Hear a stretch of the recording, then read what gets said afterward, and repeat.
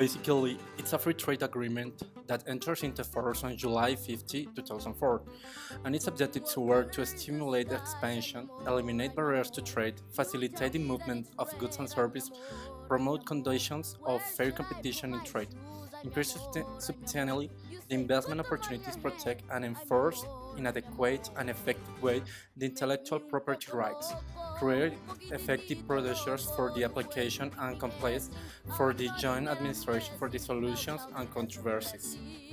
The parties undertake within a period not exceeding 1 year from the entry into force of this agreement to identify in terms of the tariff fractions and the corresponding nomenclature according and their respective tariff. The measures, restrictions, or prohibitions on the importation or exportation of goods for reasons of national security, public health, preservation of flora or fauna, environment, phytosanitary health norms, labels, international commitments, requirements of public order, or any other regulation.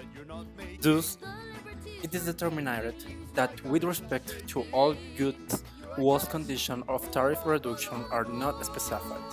In the program, all customs duties on goods originating of the date of entry into force of the agreement will be eliminated.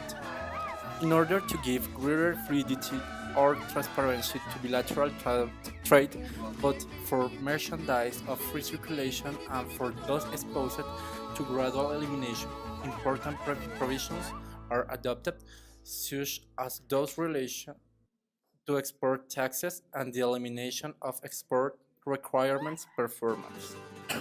Regarding export taxes, none shall adopt or maintain any tax, levied or exchange whatsoever on the export of goods to the territory of the other, unless it's adopted or maintained or said good when it is destined for domestic consumption.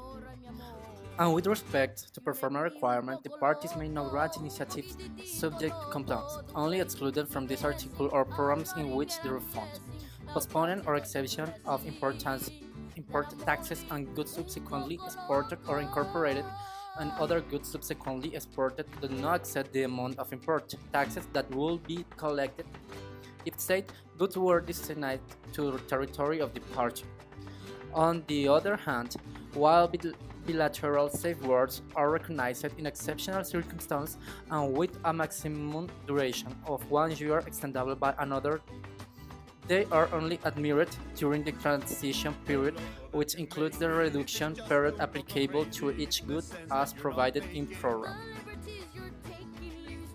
On agriculture and non-agriculture sides, the parties showed their willingness to assume government positions in the WTO in the case of export subsidies for agricultural goods. They expressly renounced their application in reciprocal trade and for both agricultural and industrial goods in the event of dumping of substitution applied by a third country exporting the goods to one of the parties. A commitment of reciprocal consultation is established in order to counteract them effectively.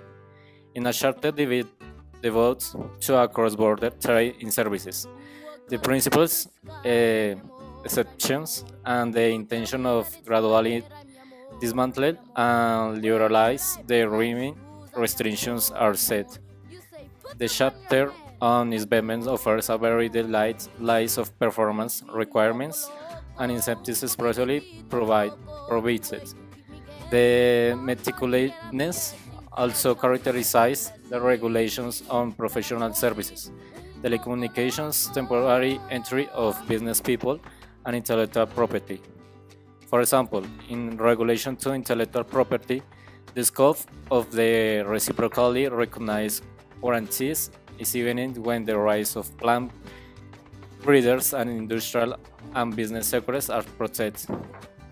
And as an additional demonstration of the willingness of the parties to offer the greatest possible assurance in the expanded market. The dispute settlement chapter recognized the resource of the parties to appeal for nullification or impairment without infringement. In other hand, a party may use the disputed settlement mechanism when, by virtue of the application of a measure that doesn't contravene the territory. It considers that the benefits that it could reasonably have expected to receive from the application of different ones are nullified or impaired. Chapters: access to markets, origin, custom, procedures, safeguards, unfair practices, and sanitary and phytosanitary measures, technical regulations, services, and intellectual property. In our opinion, this strategy forms an advance in the bilateral relationship between Uruguay and Mexico, which presents a development and mutual chain which will increase competitiveness and the economy of each of the countries involved.